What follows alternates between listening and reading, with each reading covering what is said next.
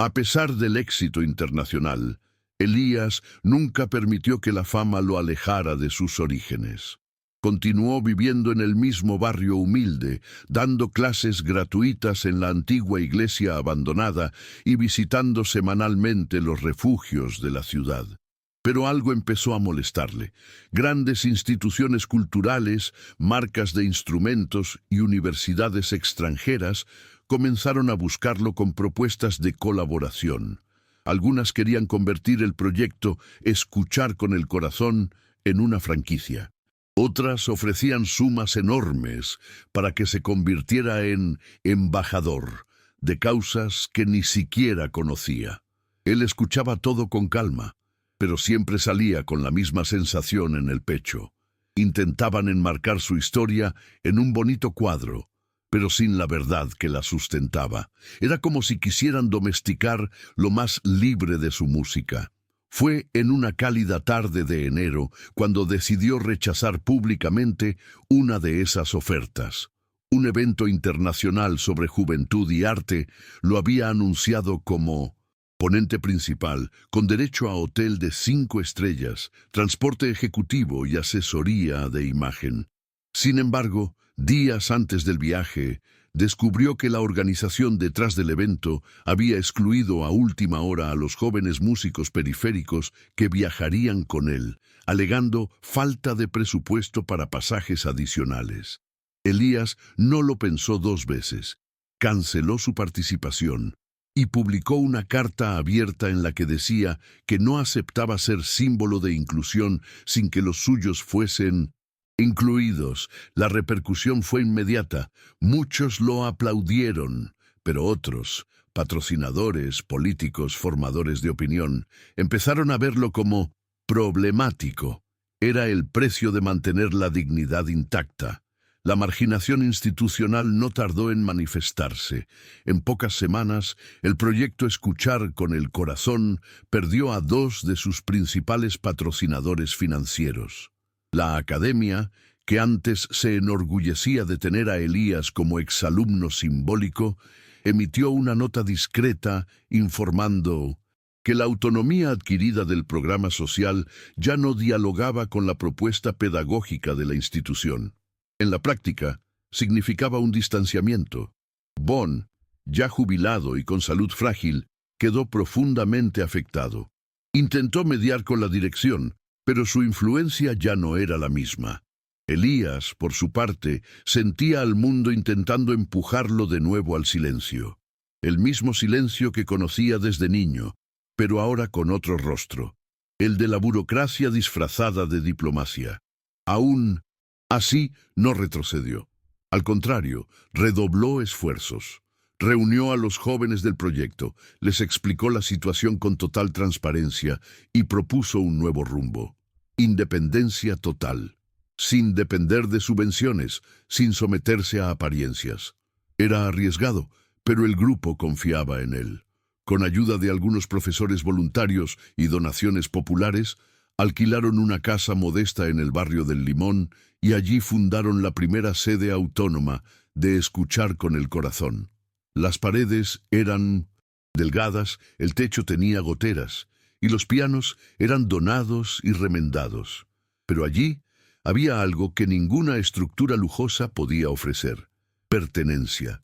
Por primera vez, Elías sentía que estaba construyendo un espacio donde nadie tendría que pedir permiso para ser escuchado. Con el tiempo, la sede del proyecto se convirtió en un punto de encuentro. Niños y adolescentes llegaban después de la escuela, algunos con las zapatillas desgastadas, otros con el cuaderno aún en la mano.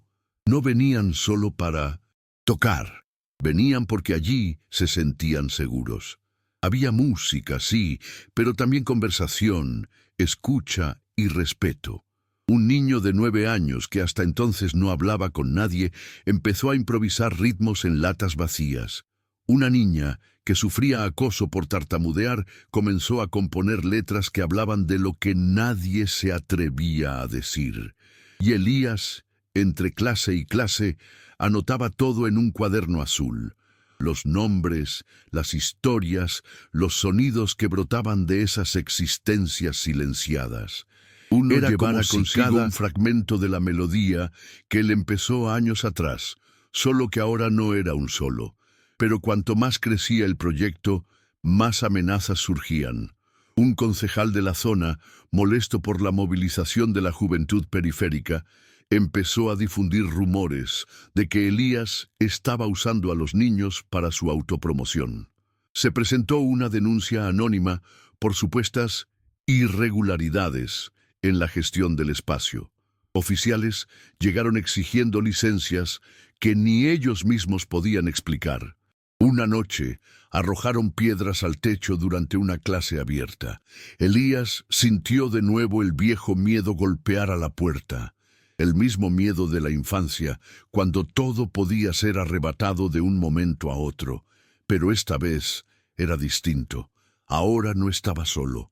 Los alumnos se organizaron, crearon una red de apoyo, hicieron colectas en línea y una madre, que apenas podía pagar sus propias cuentas, acudió personalmente al ayuntamiento a declarar: «Mi hijo volvió a sonreír gracias a este lugar, y no permitirán arrebatárselo». Fue entonces cuando Elías comprendió que el proyecto había sobrepasado el ámbito de la música. Lo que comenzó con un piano viejo y una melodía solitaria se había convertido en un movimiento. Ya no se trataba solo de tocar, era ocupar, transformar y pertenecer. La repercusión de las acusaciones injustas generó indignación en las redes sociales. Una periodista independiente realizó un reportaje que se viralizó. Personas de todo Brasil empezaron a apoyar la causa y artistas famosos enviaron mensajes de solidaridad, pero Elías se mantuvo fiel a su propósito. No quería glamour, quería continuidad. Prefería la sala pequeña con alumnos reales a auditorios llenos de aplausos vacíos. Y por eso, cuando el Ministerio de Cultura finalmente le ofreció un financiamiento serio, lo escuchó con atención y puso una condición: autonomía plena o nada de nada. El acuerdo se cerró bajo esa premisa. La sede se amplió, surgieron sedes en otras regiones y la metodología de 1900. Escuchar con el corazón empezó a estudiarse en universidades como modelo de educación emocional y musical. Pero Elías no se dejó engañar. Seguía siendo el mismo, reservado, atento, viajando en transporte público, escuchando a cada alumno como si fuera único. Un día, mientras enseñaba a una niña a combinar acordes con la respiración, ella le preguntó: «¿Crees que soy capaz de cambiar algo?». Él respondió sin dudar: «Ya estás cambiando, solo por preguntar».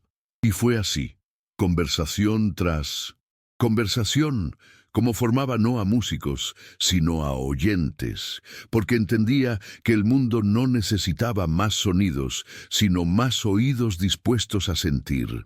Con el reconocimiento creciente, Elías fue nominado al Premio Nacional de Derechos Humanos en la categoría de Educación y Cultura.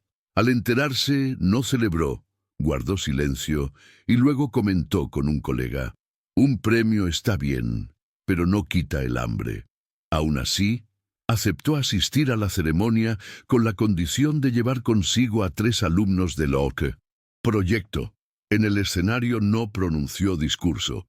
Entregó el micrófono a Yamil, una chica de 15 años que había empezado a cantar en secreto en el refugio y ahora coordinaba los talleres de voz. Ella habló de miedo y valentía, y de la primera vez que alguien le dijo: «Tu voz importa». Conmovió incluso a quienes fingían no emocionarse. En la audiencia, líderes, políticos y empresarios escucharon sin interrumpir. Y quizá, por primera vez, comprendieron que inclusión no es un favor, sino una reparación. Poco después del premio, Elías fue invitado a colaborar en la creación de una política pública nacional para la enseñanza de la música en las periferias. Aceptó, pero con un requisito: que los alumnos del proyecto participaran en el proceso. Así fue como adolescentes que nunca habían pisado una universidad se sentaron a la mesa con gestores, propusieron ideas y redactaron directrices. Ya no eran beneficiarios, sino autores. Mientras tanto, en las sedes del proyecto, el piano seguía sonando. Elías mantenía la rutina, abría la sala, limpiaba los bancos y afinaba los instrumentos de la forma en que aprendió, con escucha, paciencia y error. No delegaba ni se apartaba. Decía que si ascendiera demasiado, perdería el suelo. Y él sabía lo que era vivir sin suelo. Aún con todas las conquistas, Elías cargaba una angustia que no compartía con nadie. A veces, después de que todos se iban, se quedaba solo en la sala principal frente al piano silencioso. Sentía un malestar que no era tristeza ni cansancio, sino un vacío que surge cuando uno está demasiado lejos de donde empezó. Fue en una de esas noches que decidió visitar el viejo refugio donde vivió. Llegó sin avisar, con la misma chaqueta gastada de siempre. La coordinadora, ya distinta, lo recibió sorprendida. Algunos empleados no lo reconocieron, pero un niño, con ojos asombrados y pies descalzos, señaló y dijo: «Tú eres el del video de la niña cantando, ¿verdad?». Elías sonrió y se sentó en el suelo. Pasó horas sin prisa, allí, escuchando historias de otras infancias parecidas a la suya. Esa misma semana convocó al equipo del proyecto y anunció una nueva idea: crear un núcleo dentro de los propios refugios. No esperemos a que vengan a nosotros, iremos nosotros a ellos. La propuesta fue recibida con entusiasmo y también con reservas. Muchos decían que sería difícil, que faltaba estructura, que los organismos públicos podrían poner trabas. Elías escuchó todo con calma y respondió: «Si esperamos a que la estructura llegue, la música nunca llegará. Pero si llegamos con música, la estructura tendrá que seguirnos». Esa decisión marcó una nueva fase de escuchar con el corazón. Ahora, más que nunca, el proyecto dejó de ser un espacio físico. Se convirtió en una práctica, una forma de presencia y, sobre todo, una promesa. Nadie volvería a ser olvidado en el silencio.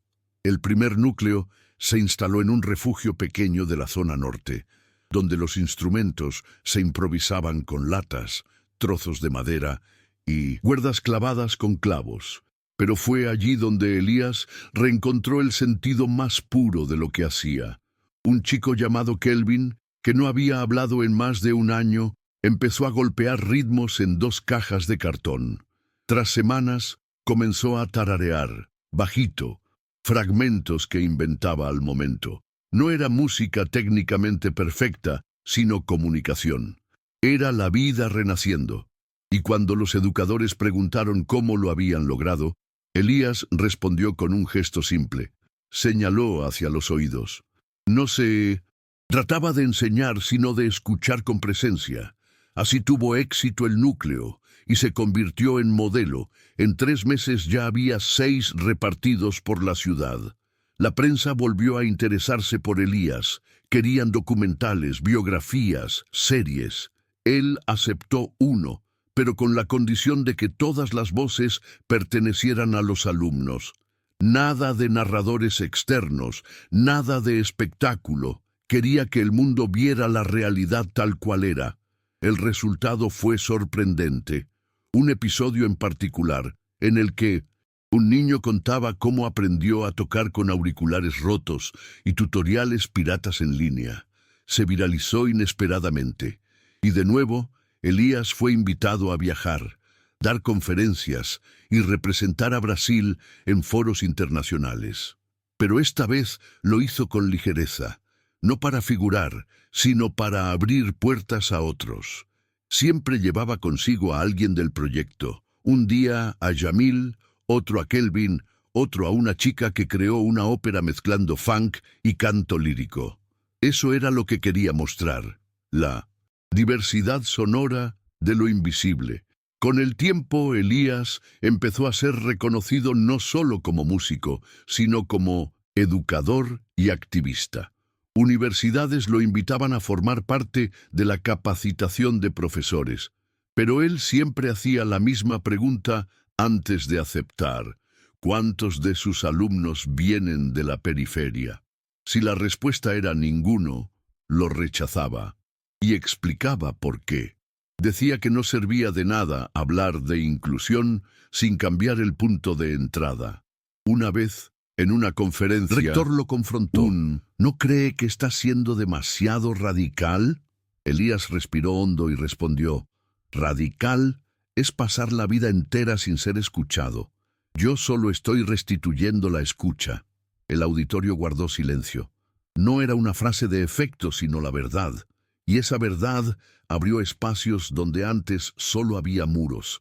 Aún así, no todo eran logros. Hubo días en que el agotamiento era abrumador.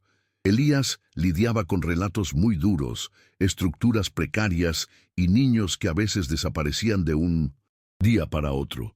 A veces lloraba solo, en un rincón, a escondidas de los alumnos. Tenía miedo de no poder cargar con todo, miedo de fallarles como tantos adultos le fallaron a él.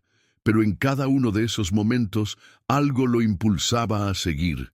A veces era una voz suave cantando desafinada en el pasillo, otras una nota dejada sobre el piano. Gracias por no rendirte con nosotros. Y entonces recordaba por qué estaba allí. No era por la música, sino por las personas, por la promesa de que ningún talento moriría ignorado, aunque tuviera que desafiar al mundo entero para lograrlo. En el 10º aniversario de Escuchar con el Corazón, la sede recibió un homenaje simbólico. Una placa sencilla junto a la entrada con la inscripción: «Aquí nadie necesita demostrar su valor, basta con existir». Elías contempló aquella frase durante varios minutos. No la había escrito él, sino uno de los alumnos, ya convertido en profesor dentro de la red, que solicitó su colocación. Y aquello lo decía todo. Era el sueño hecho realidad. Un espacio donde niños negros, pobres y marcados por el abandono pudieran entrar sin pedir permiso y salir creyendo que merecen ser escuchados. Aquella noche no hubo ceremonia formal. Solo música, improvisación, percusión y un coro desafinado. Pero fue hermoso, auténtico, el sonido de vidas reconstruidas por el afecto. Tras la fiesta, Elías se quedó el último en la sede, apagando las luces. Se sentó al piano y por primera vez en mucho tiempo tocó solo para sí mismo. No era una pieza conocida, ni él sabía cómo terminaría. Solo empezó y dejó que los dedos fluyeran, tocando lo que sentía, lo que recordaba y lo que aún dolía. Cuando acabó, sonrió, porque comprendió que su misión no era erradicar el dolor del mundo, sino transformarlo en sonido, convertir el silencio en escucha y convertir el grito en compartición. Y allí, en esa sala modesta con olor a pintura y piso de cemento, supo que eso era exactamente lo que había hecho y que lo seguiría haciendo hasta que todas las voces olvidadas encontraran su lugar para resonar. Días después de aquel aniversario, Elías recibió una carta escrita a mano de Bon. El viejo maestro, muy débil de salud, decía que ya no podía tocar, que sus manos ya no respondían como antes, pero que, al ver los videos del proyecto, se sentía parte de cada nota. «Me enseñaste que la emoción no necesita técnica para ser auténtica», escribió. «Y si alguna vez fui demasiado estricto, debes saber que mi rigidez era solo miedo. Miedo de perder el control. Me enseñaste a soltar eso». Elías contempló aquella caligrafía temblorosa por largo rato y, en silencio, lloró un adiós profundo. No solo a un maestro, sino a toda una época. Una tarde, durante una ronda de conversación con los nuevos alumnos, una niña preguntó si alguna vez se había arrepentido de no haber seguido el camino de la fama. Él pensó, sonrió y respondió: «Si la fama resolviera lo que sentimos por dentro, no existirían artistas tristes». Luego, alrededor, vio a los niños improvisando música con cucharas, bancos y carcajadas, y añadió: «Esto es mejor que cualquier escenario». Y así era. Allí nadie necesitaba actuar. Podían equivocarse, desafinar y volver a empezar. Era el único lugar donde muchos podían simplemente existir sin temor. Para Elías, esa era la obra maestra verdadera. Al final de ese año, el proyecto fue nominado a un premio internacional de innovación social. Elías no viajó a la ceremonia. Envió a Yamile pidiéndoles únicamente que, si ganaban, interpretaran algo improvisado. Y lo hicieron, con percusión corporal, voz temblorosa y alma. Ganaron. Pero cuando llamaron para darle la noticia, él estaba en la casa de una anciana en el extremo este de la ciudad, ayudando a reformar un pequeño cuarto que sería un nuevo núcleo del proyecto. Ni siquiera contestó el teléfono. Se enteró del premio días después, cuando un niño se lo mostró en su celular. Sonrió, negó con la cabeza y dijo: «Bonito. Ahora vuelve al ensayo, que tu entrada va retrasada». En una entrevista posterior le preguntaron cuál era su mayor miedo. Dudó antes de responder y luego dijo: «Que comencemos a repetir tanto la palabra inclusión que deje de ser más que un sonido bonito y no una práctica. Mi temor es que escuchar se vuelva moda y no un compromiso». Y luego guardó silencio, porque sabía que ciertas verdades no necesitan explicarse, sino vivirlas. Y eso fue exactamente lo que hizo hasta el final. Vivió, escuchando, y enseñó a otros a escuchar también.